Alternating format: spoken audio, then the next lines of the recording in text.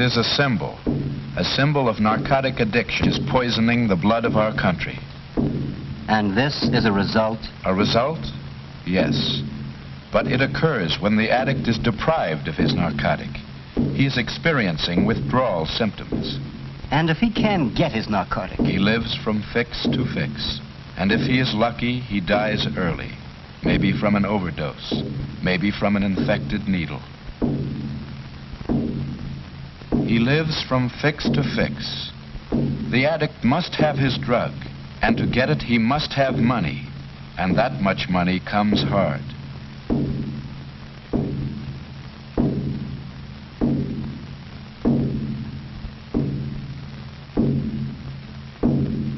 And this girl? The same. Always the same.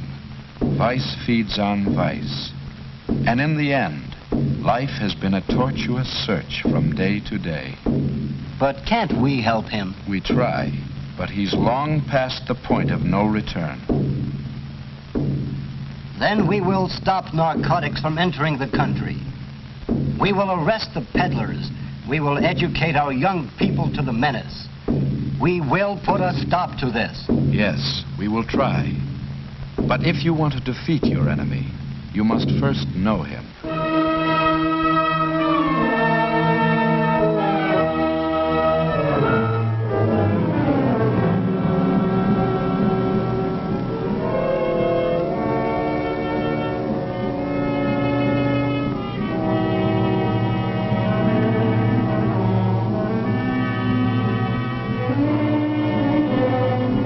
This is a shooting gallery, a room where addicts come to inject their narcotic and must wait their turn to use the needle.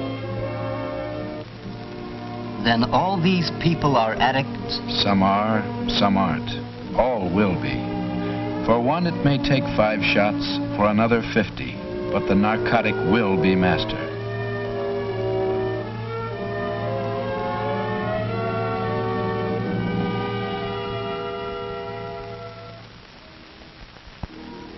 What are these narcotics? Let's take it from the scientific viewpoint.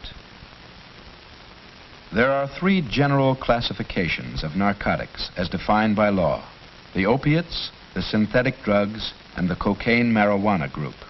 The opiates, grown and processed almost exclusively in foreign countries, include opium and its 2 derivatives, morphine and heroin. The synthetic narcotics, including such drugs as Demerol and methadone, are the result of science's attempt to produce a non-addictive narcotic. But attempts have failed. All synthetic narcotics are addictive. Cocaine is derived from the Peruvian coca plant. It is strongly addictive. Marijuana is easily grown in many countries, including the United States. The plant can be identified by its sawtoothed leaf, which always has an odd number of fingers. The underside of the leaf has a sticky feel to it.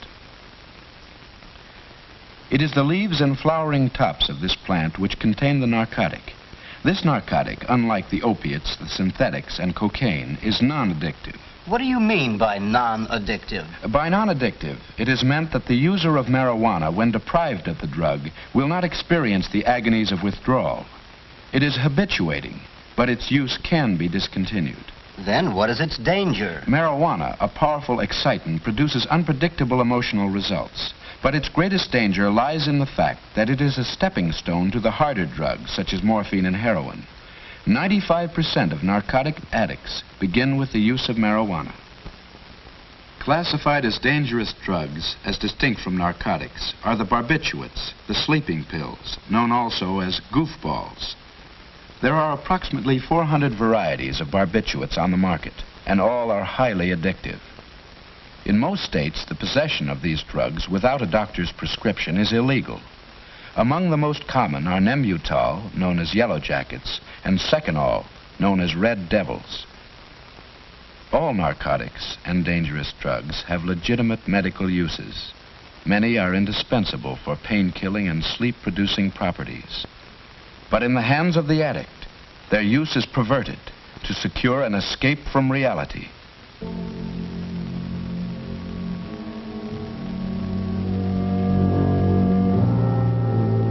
How about this man? What narcotic is he addicted to? All the people in this room are heroin users. Heroin is the strongest, most devastating opiate that exists. Its possession is absolutely prohibited in the United States. A hype will bring his narcotic to a shooting gallery, where he will make use of certain apparatus for his injection. This apparatus usually includes an eyedropper, a hypodermic needle, and a spoon with a bit of cotton at the bottom, and is known as an outfit. The heroin in powder form is placed in the spoon, water is added, and the narcotic is made to dissolve. This process is called cooking. After it has been cooked, the heroin is drawn into the eyedropper through the wad of cotton, which acts to strain out some of the impurities. It is then ready for injection directly into a vein. But aren't they careful to sterilize? No. Either because of ignorance or to save time, no precaution is taken. Thus, any communicable disease of one hype may be directly transmitted into the bloodstream of another. For other narcotics, there are other methods of administration. For instance, black opium, though sometimes injected, is usually smoked. 5 or 6 puffs. A dream world beckons. Reality is left behind. But problems aren't solved. Marijuana is also smoked. The reefer, as it is sometimes, like an ordinary hand-rolled cigarette, but it is smoked differently.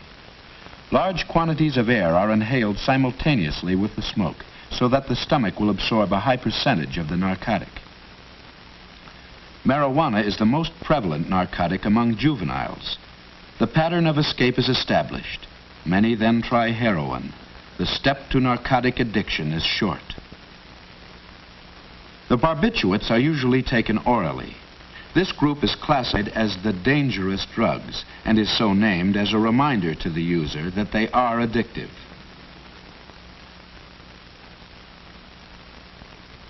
Through continuous use, physical damage to the brain, kidneys, and liver can occur.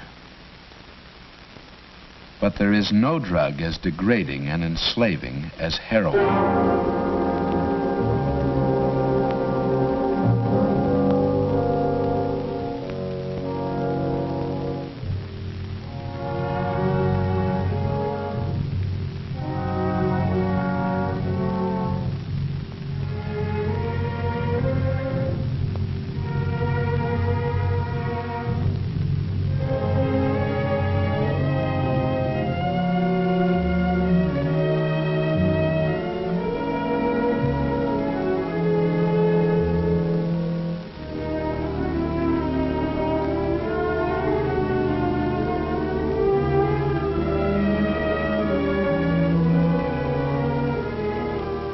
Look at those marks.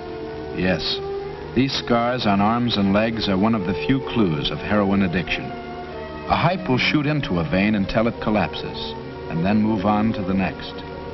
How do they get the stuff in the first place? Most narcotics are smuggled into the country, on ships or across borders. Customs men are constantly on the lookout, but it can't all be intercepted. A great deal gets through.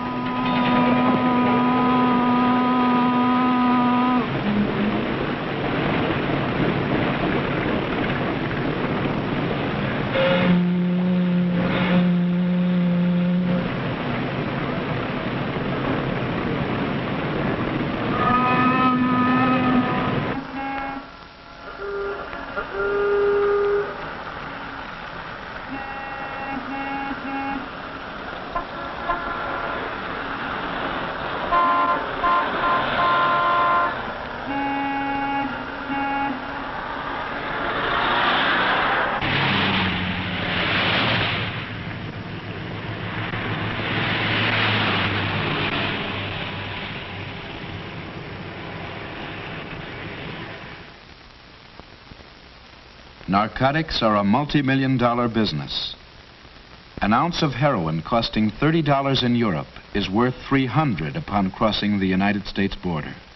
And then the profits really start. As the narcotic is passed from the big dealers to the smaller dealers, and finally to the retailers, it is diluted and rediluted until finally from the original ounce of heroin, anywhere from 5 to 10 ounces have been produced. This dilution process is termed cutting and is usually done with milk sugar. Ounces are cut and made up into gram packages known as bindles or papers and sold to retailers who recut the bindles and package the narcotic into capsules. These capsules, containing a low percentage of heroin, can bring from $3 to $5 apiece.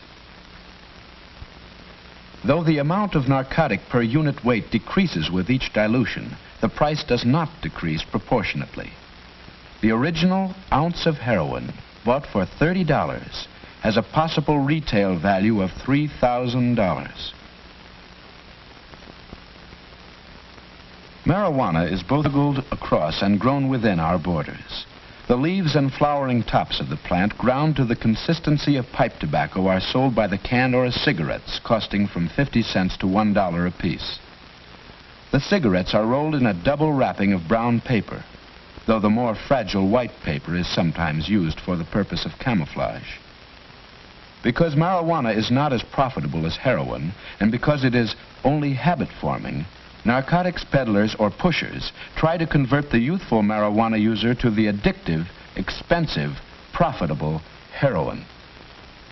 Who are your addicts? People of all races and professions, the privileged and the underprivileged. How do they start? They usually start out young, maybe on a dare, maybe to follow the crowd. Many begin with marijuana and the pattern of escape is established. They then graduate to the harder drugs, the addictive drugs, for bigger kicks, and soon they are hooked. $5, $10, $20 a day. How do they get the money? Narcotics breed a desperate race of men.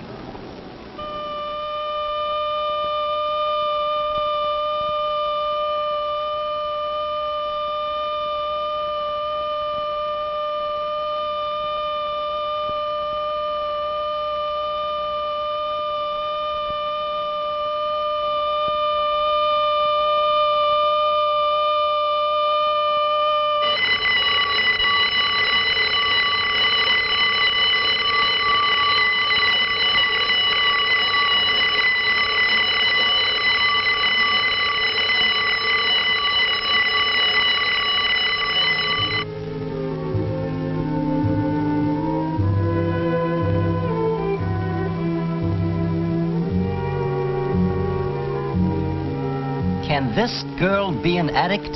This is her third shot, but possibly her last chance to escape addiction. Then what? Need for drugs becomes need for money. No method is too degrading.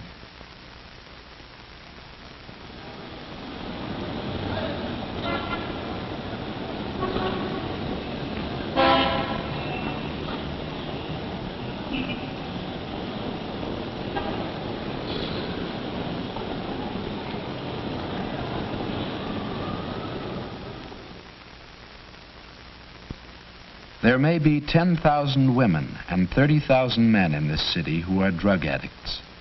Each perhaps will initiate at least one new person to the use of narcotics. Well, what are we doing about it? If we can't prevent narcotics from entering the country, we've got to crack down on every peddler. Sure, that's what we should do. But we are often hindered by weak laws, apathetic judges and juries, and by understaffed anti-narcotics forces. Each case requires time, money, and men.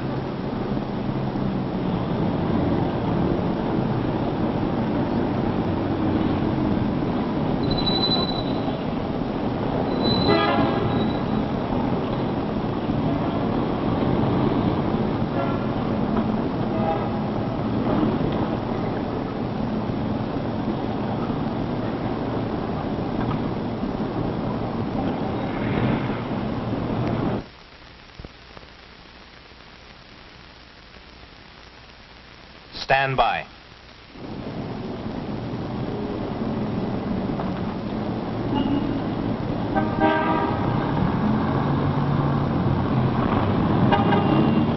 Okay, let's go.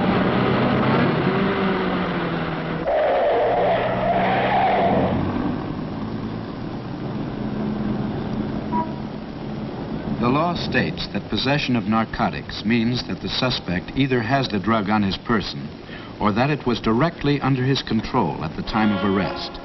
Here, both officers saw this man throw the suspected narcotic.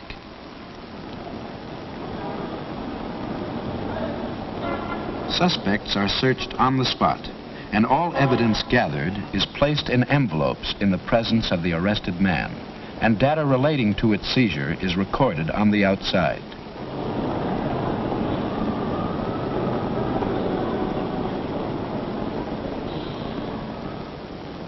There must always be at least 2 officers on an arrest, so that there will be a corroborating witness.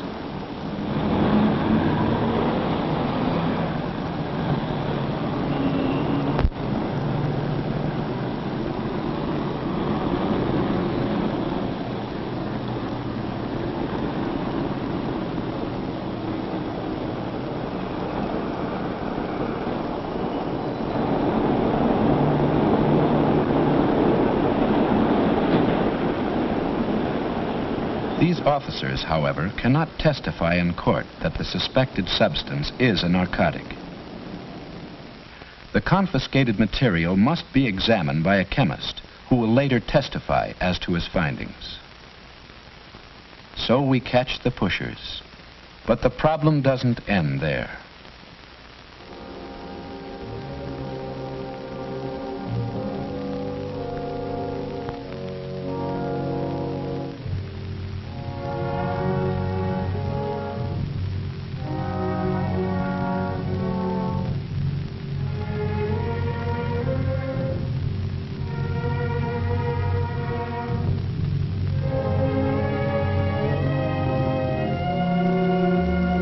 There is still the addict who, without a will of his own, has a continual craving for narcotics. While under the influence of his drug, he acts almost human. Without it, he becomes a desperate, tortured animal.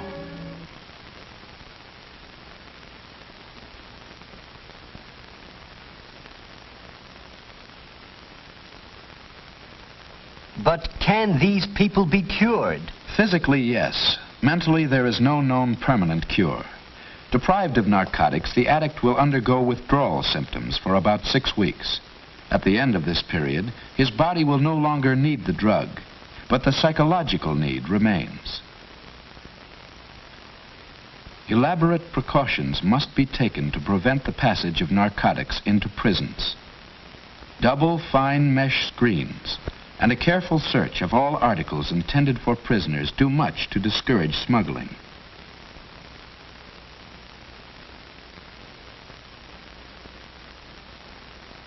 Clothing intended for narcotics prisoners is soaked in water to dissolve any narcotic the articles might be saturated with.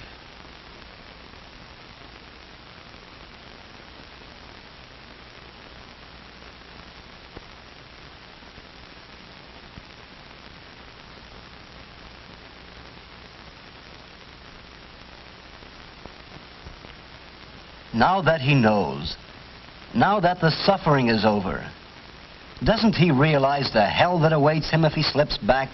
Yes, he realizes it, and he'll fight. But the addict is not fit for such a fight. Narcotics have weakened his character, deteriorated his will. He may stay off a day, a month, a year, or more. But 99 out of 100 slip back. Back to 1 capsule a day, 2 capsules, 4 capsules. Back to $5 a day, $10, $20. Back to prostitution, armed robbery, jail. Back to the desperate race of men.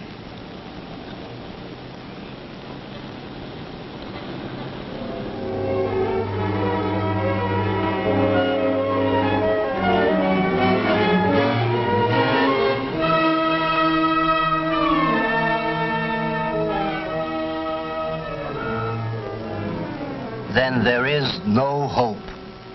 The hope lies in prevention. Our laws must be strengthened and our enforcement agencies enlarged. And most important of all, be warned of the compelling habit-forming danger of marijuana and the deadly addictiveness of the opiates. The people must be made aware. It is a social as well as a police problem.